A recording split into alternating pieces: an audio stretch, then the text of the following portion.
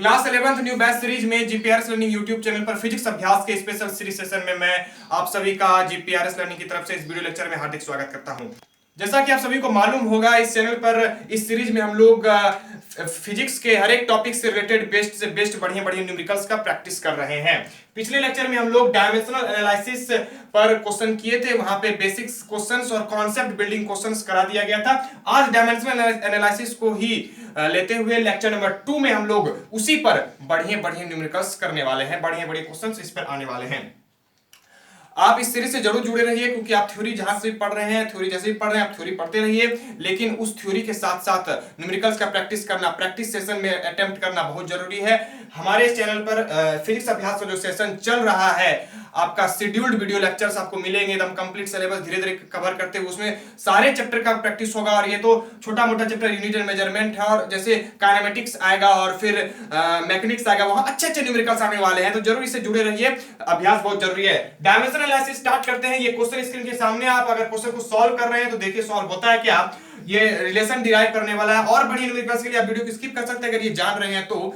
और पिछले लेक्चर में हम लोग सारे कंसेप्ट बता दिए थे। आज तो क्वेश्चन हमने बताया बेसिक से एडवांस, तो अच्छे अच्छे क्वेश्चन चाहिए, इसको सॉल्व करते हैं। कर रहा है an artificial satellite is revolving around a planet of mass m। इसमें कह रहा है कि रिलेशन बताना है हमको, कुछ कंडीशन दिया हुआ है इसमें, मतलब हमको दिया रहेगा कि ये फैक्टर इस पे डिपेंड करता है, इस पे डिपेंड करता है, इस पे डिपेंड करता है, फॉर्मूला हमको बनाना है। ये हमने डायमेंशन एनालिसिस की जादू बता दी थी पिछले लेक्चर में। अब यहां पे किस पे डिपेंड कर रहा है, तो मास m पर डिपेंड कर रहा है, रेडियस r पर। किसका रेडियस? आर्टिफिशियल सैटेलाइट का, अराउंड ए प्लैनेट, प्लैनेट के रेडियस का, in a circular orbit, circular orbit का रेडियस स्मॉल r। ठीक, अब हमको इसका टाइम पीरियड बताना है, जहां पे acceleration due to gravity g लग रहा है, यानी कि g पर भी वो डिपेंड करता है, स्मॉल g पर भी डिपेंड करता है। तो जिस पे इस पे डिपेंड करता था उसको हम लिख लेते थे।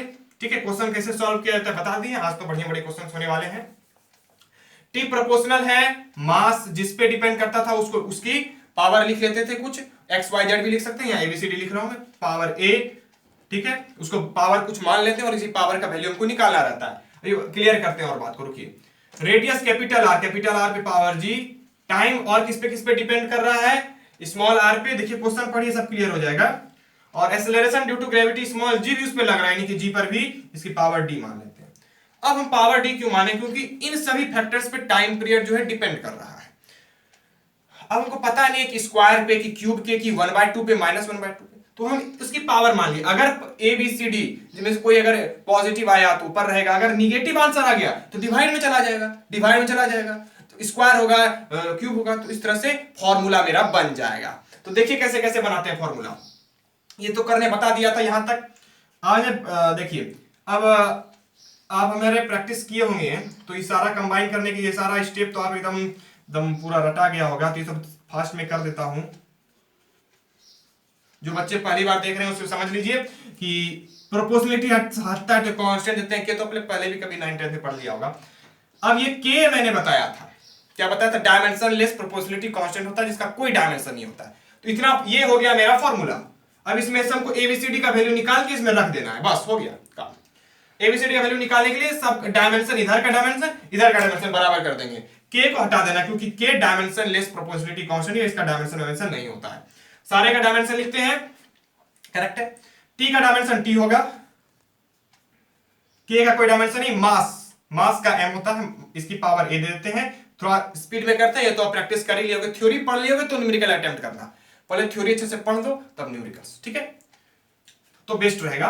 आर क्या, रेडियस एल में, लेंथ में, ये भी रेडियस, इसकी पावर जी क्या, acceleration due to gravity, L T -2। ये सब प्रैक्टिस, ये थ्योरी वाली पार्ट थी, यहां क्वेश्चन अटेम्प्ट करना है, ऐसे सॉल्व कर लेते हैं जल्दी से। m की पावर a, l की पावर b, l की पावर c, l की पावर, यहां देखो l की पावर d, और यहां से दोनों जाएगा, t की पावर -2d, ब्रैकेट में है ना -2d। अब देखो यहां पे जो एक साथ है उसको लिख लो, जैसे l 3 जगह l है तो l की पावर ऐड हो जाएगा, मल्टीप्लीकेशन पावर ऐड हो जाता है, इतना एक्सपोनेंट तो पढ़ाई होगा आपने। ठीक है, और इधर ये l की पावर हो गया, यहां पे t है केवल, मतलब t की पावर 1 है यहां पे, लेकिन m l कुछ नहीं है, मतलब यहां पे m0 l0। क्लियर कर दिया है, पहले क्लियर कर दिया हूं, अब तो आज स्पीड से खाली अच्छे क्वेश्चन करने हैं। m की इधर पावर 0 है, इधर m की पावर a है, तो a क्या हो जाएगा 0। इधर l की पावर देखो क्या है b plus c plus d। Fast कर रहा हूं, जब करते करते क्वेश्चन अभ्यास हो जाता है, फास्ट हो जाना है। b plus c plus d, और इधर क्या है l की पावर 0, क्योंकि l है नहीं, ये भी 0। यहां देखो a का वैल्यू हमको निकल गया। और देखो t की पावर माइनस 2d, यहां t की पावर 1, तो माइनस 2d बराबर होगा 1 का। कैसे हो रहा है नहीं समझ में आ रहा है, पिछला लेक्चर देख सकते हैं। d की वैल्यू निकल गई, a की वैल्यू निकल गई, और कैसे यहां पे d का वैल्यू रख देंगे और भी कुछ निकल जाएगा। b प्लस c, ये क्या हो जाएगा माइनस 1/2, डी की वैल्यू रख दी इक्वल टू 0, तो b प्लस c हो गया 1/2। इसके आगे बोलो, इसके आगे बोलो, नहीं होगा, फंस गया मामला, यहां फंस गया। हम पिछले क्वेश्चन जब भी करते थे 3 वेरिएबल आता, 3 टर्म आता था, एक्स वाई जेड मानते थे 3 को चीज आता था, यहाँ 4 चीज आ गया है। समस्या तो वहीं से शुरू हो गई होगी, 4 टर्म आ गया, यहाँ के फार्मूला फंस गया। अब क्या करना है देखो, फिर भी हमने अटेम्प्ट किया, यहां तक आया। अब एक लॉ बता रहा हूं आपको, केपलर्स लॉ, ग्रेविटेशन में इसका पढ़ना है, इसको ग्रेविटेशन में पढ़ेंगे तो उसका न्यूमेरिकल भी हम करवाएंगे आपसे। केपलर लॉ कहता है, जो प्लैनेटरी लॉ दिया था, 3 लॉ दिए थे प्लैनेट्स में, वो था t² proportional to r cube, small r का क्यूब, ध्यान देना है। स्मॉल r मतलब ऑर्बिटल, सर्कुलर ऑर्बिट का, जिस प्लैनेट की बात हो रही है उसका सर्कुलर का, उसका ऑर्बिट का, जैसे कि यहाँ पे दिया हुआ सर्कुलर ऑर्बिट का। तो ये लॉ है, ये लॉ है, इसको याद रखना है। अब ये लॉ क्यों बता रहा है, क्योंकि थोड़ा सा यूज होने वाला है भाई, थोड़ा सा लॉ जान लो, डिटेल से पढ़ेंगे, ग्रेविटेशन में क्वेश्चंस करेंगे हमारे प्रैक्टिस सेशन। अब देखो जी, t² प्रोपोर्शनल r क्यूब, यहां की हम r की पावर क्या लिख सकते हैं बोलो, r की पावर, ये इसको इधर लाएंगे 3 की पावर 3/2 नहीं हो जाएगा। देखो r की पावर ये 3 है, इसको इधर लाएंगे r की पावर 3/2, r की पावर 3/2 हो गया, क्लियर, बस इतने यूज है। अब यहां आ जाओ, देखो r की पावर c, r की पावर 3/2 मतलब c मेरा निकल गया, c निकल गया 3/2, r की पावर 3/2 तो निकल गया, तो एक वेरिएबल तो मेरा सलट गया भाई, एक तो सलट गया। b प्लस c का वैल्यू मेरे पास आ चुका है 3/2। अब मेरा काम हो गया, और हम b की वैल्यू निकाल सकते हैं, और ये सॉल्व करेंगे तो -1 आ जाएगा। कर लो सॉल्व, थोड़ा सा फास्ट करना है। b की वैल्यू निकल गई, a b c d सबकी निकल गई। ये c की वैल्यू लिख देता हूं, c की वैल्यू यहां से हमने निकाला 3/2। फॉर्मूला क्या होगा, यही फॉर्मूला होगा, कहां गया, ये रहा। केपलर लॉ को मिटा दूं क्या, थोड़ा सा जगह बन जाएगा यहाँ पे। c की वैल्यू 3/2 को लिख लेता हूं यहाँ पे, और ये t की इक्वल टू जो फॉर्मूला था k m a r b r c g d। अब देखो k डायमेंशनल प्रोपोर्शनली कांस्टेंट है, डायमेंशनल एनालिसिस का यूज करके इसको बना रहे हैं। डायमेंशनल एनालिसिस में k की वैल्यू नहीं दे सकता, ये इसका लिमिटेशन है, पिछले लेक्चर में क्लियर करके बताया। तो k की वैल्यू तो हमको यहां से नहीं मिलेगी, लेकिन बाकी सब मिल जाएंगी।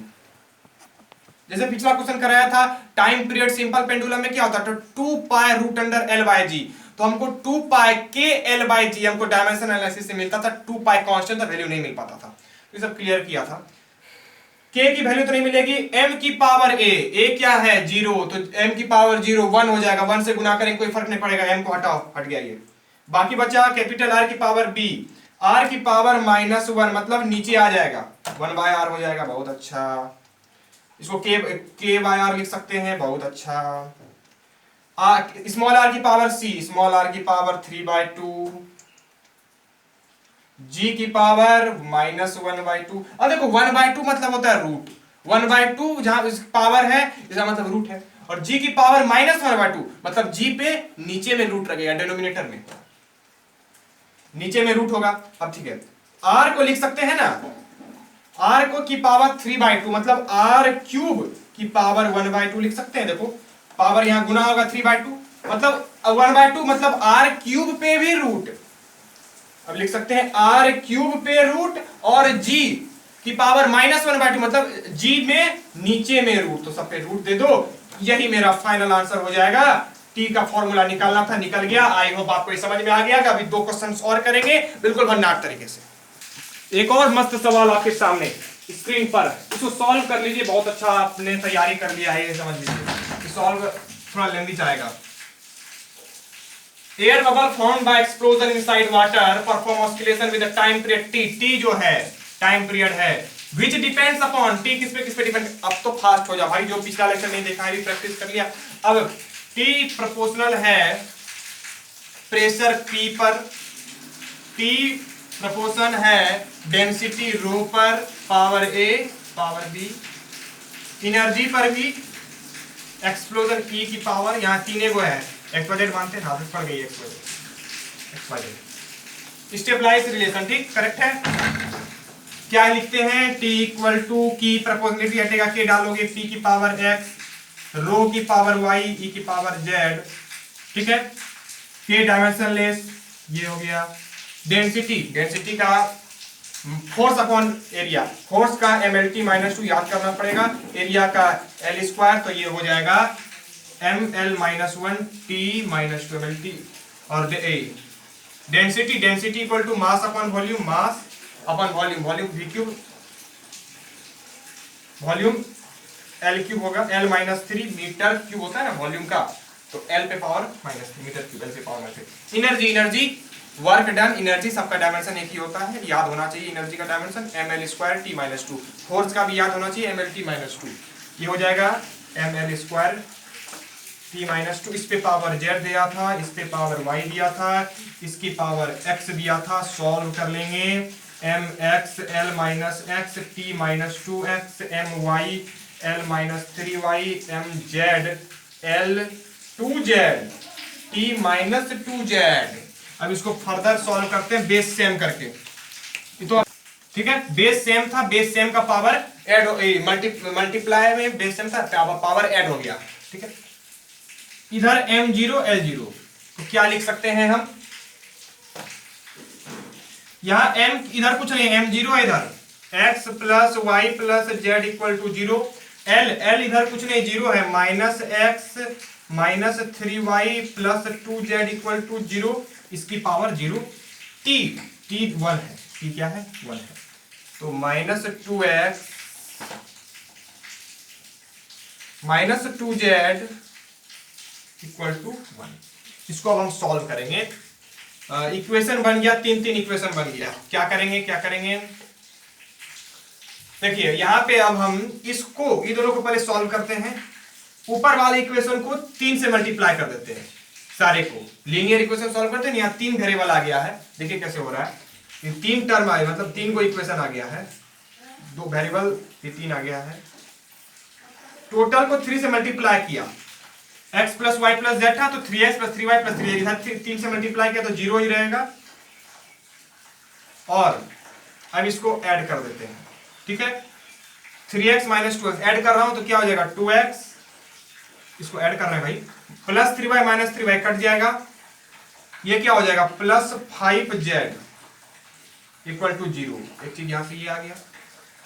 अब इसको एक इक्वेशन ये भी था, एक इक्वेशन 1, ये 1 मान लो, ये 2 मान लो, इसको 3 मान लो, ये मेरा 4th इक्वेशन निकल गया, करेक्ट है। इसको मैंने 1 माना था, इसको अपन 2 माना, ये माइनस 2x यहां पे लिखा हुआ है।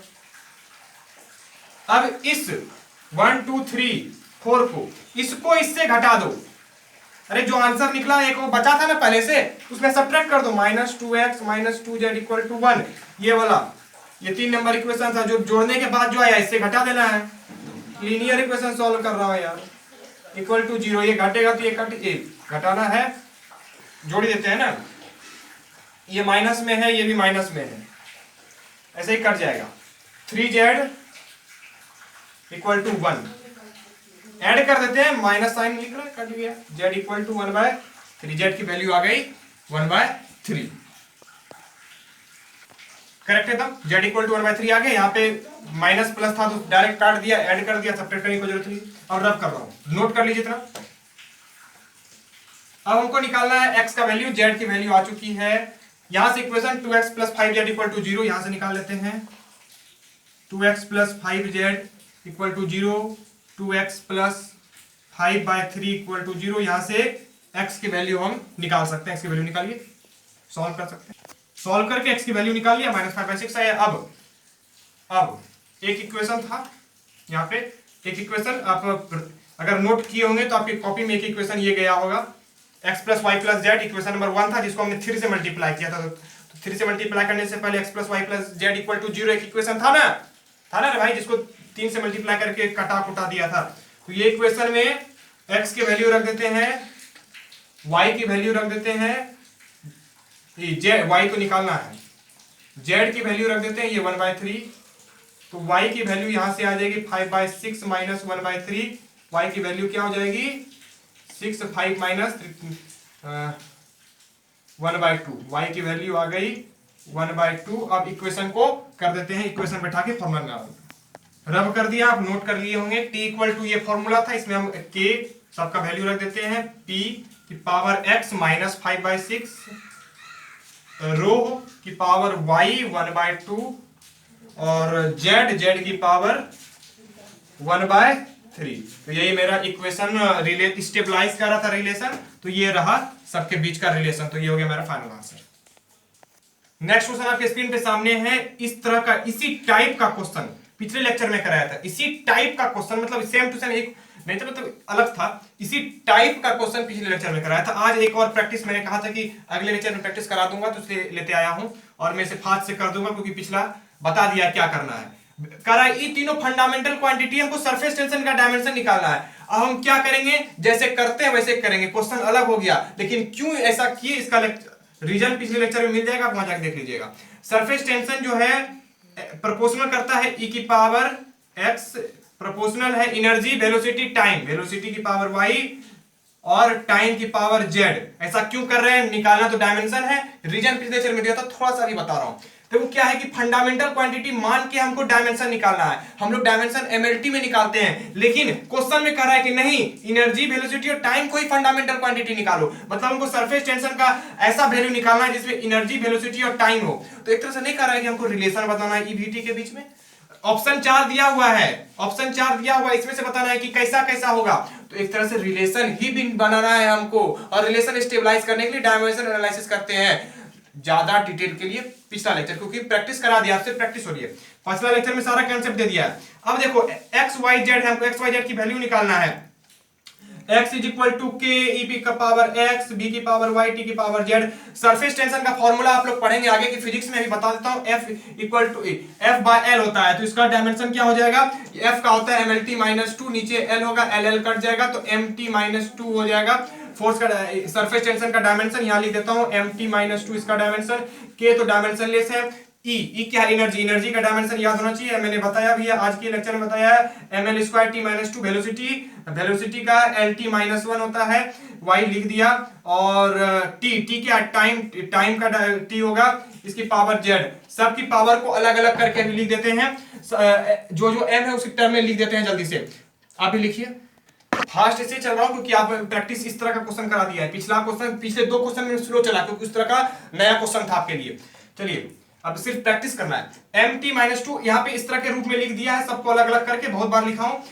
x यहाँ m की पावर 1 है और यहाँ m की पावर x, तो इधर m कुछ नहीं, x इक्वल टू 1 हो गया। दूसरा देखो t की पावर माइनस 2, यहाँ की t की पावर देखो क्या है, t की पावर है minus 2x minus Y plus 2, देख लो minus 2x minus Y plus 2, t की पावर इतना, यहाँ t की पावर माइनस 2, इसको माइनस 2 के बराबर कर दिया। l इधर कुछ नहीं है, l 0 है, तो 2x प्लस वाई हो गया मेरा 0। x की वैल्यू 1, तो यहाँ 1 रखेंगे, minus 2 minus Y plus 2 equal to minus 2, minus 2 plus 2 तो खत्म हो गया, minus y equal to minus 2 में माइनस माइनस दोनों से खत्म हो गया, y की वैल्यू निकल गई 2, यहाँ पे y की वैल्यू निकल गई, x की वैल्यू निकल गई। अच्छा यहाँ पे z था क्या, minus 2x plus y minus 2x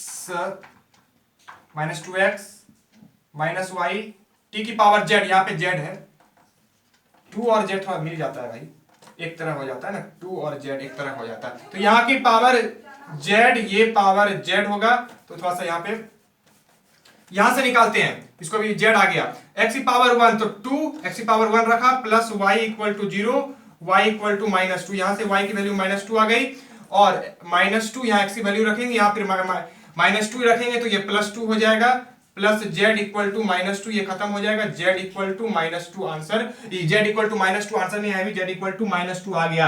अब रिलेशन लिख देते हैं, रिलेशन लिख देते हैं, s इज इक्वल टू ई की पावर x, ई की पावर 1 और v की पावर y, v की पावर -2 और z की पावर